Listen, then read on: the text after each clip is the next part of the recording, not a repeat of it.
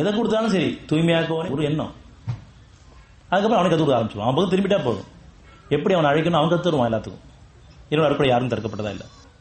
உணவழி போனே, தீமை நீக்கி தூய்மையாக்குவனே, உயிரோட்டமளி போனே, சுவைக்க செய்வனே. அந்த சுவை அவன் கொடுக்குறான். அவ்வளவு கெட்டது போட்டாலும் அது ஒரு சுவை இருக்குது, ஒரு மனம் இருக்குது, இன்னும் சாப்பிட முடியாது. அவன் அனுமதியெல்லாம் விழுங்க முடியாது. விழுங்க செய்வனே அவன் அனுமதி செமிக்க முடியாது. எத்தனை பேர் வயிற்றுல பிரச்சனை இருக்கு. செமிக்க மாட்டேன்னு சொல்லிட்டு மாத்திரம் தான் சாப்பிட்டுருக்காங்க. இப்ப நம்ம மறுபடியும் செமிக்க செய்வனே. அதுல பலன் கிடைக்குது, ஒரு மனசு நிறைவு கிடைக்குது. இப்படி ஒவ்வொரு பண்புல கொண்டு அழைக்க வேண்டியது. எதனையும் இறைவனுடைய பெயரை அல்லாஹ்வுடைய பெயரை தியானத்தில் உண்டாக நிச்சயமா அது பாவமாகும். நிச்சயமாக ஷைத்தான்கள் தங்கள் நண்பர்களோடு உங்களோடு தர்க்கம் செய்யுமாறு தூண்டுகிறார்கள். நீங்கள் அவர்கள் வழிபட்டால் நிச்சயமாக நீங்கள் நினைவுபவர்கள். இது நல்லது, இது கெட்டதுன்னு சொல்லி அறிவு கொண்டு முடிவு பண்றாங்க. அது தர்க்கம் பண்றாங்க. இதுல குடிச்சா நல்லது, அதுல சாப்பிட்டா நல்லது.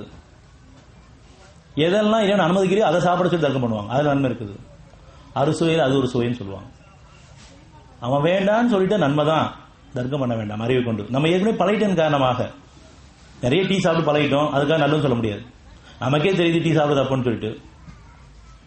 சாப்பிடும் போதே நாக்கெல்லாம் தன்மை மாறிடுது, வாந்தி வர மாதிரி இருக்குது, வயிறு அடைச்ச மாதிரி இருக்குது. இதெல்லாம் சொல்லிட்டு தான் டீ சாப்பிட்டு இருக்கோம். நமக்கு இவன் பால் அனுபவிச்சிருக்கான். அடுத்தவருக்கு இனிமையாக தான் போட்டுக்கிறோம். அந்த அறிவை கொண்டு டீயா சாப்பிட்றோம். அது ஒரு போதை தான். அதில் சக்கரை போட அவசியமே இல்லை. ஏன்னா இறைவன் சொல்றது இனிமையான பாலை போட்டுக்கிறோம். அந்த நன்றின கூட எல்லாத்துலையும் கலப்படம் வந்தாலும் அதுலையும் கலப்படம் வந்துருச்சு. அதுக்கு நம்ம எதுவும் சாப்பிடாம இல்லை, பிரார்த்தனையும் சாப்பிடலாம். அதே அது பாலையும் சாப்பிடலாம். ஆனால் தர்க்கம் பண்ணுவாங்க. தர்க்கத்துக்கு போக வேண்டாம், தெளிவுபடுத்துறது மட்டும்தான் அவங்க இருக்காங்க. இறைவன் விஷயத்தை வேணான்னு சொல்லிட்டு தர்க்கம் பண்ண வேண்டாம்.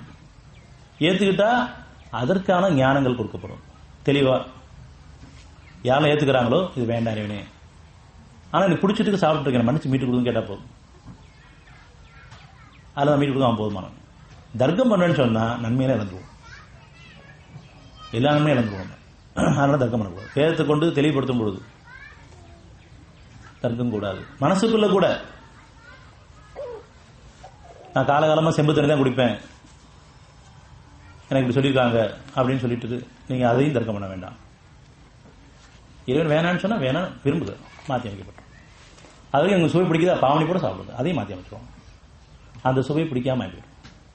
உனக்கு பொருத்தமான பானங்களையும் உணவுகளையும் எனக்கு விருப்பமாக்கி கொடுவேன்னு கேட்கணும். உனக்கு பொருத்தமில்லாத உணவுகளையும் பானங்களையும் விருப்பமே இல்லாம ஆக்கிடு. லேசான முறையில் சுகமான முறை. எனக்கு முன்னே சந்தைகளுக்கும் சரி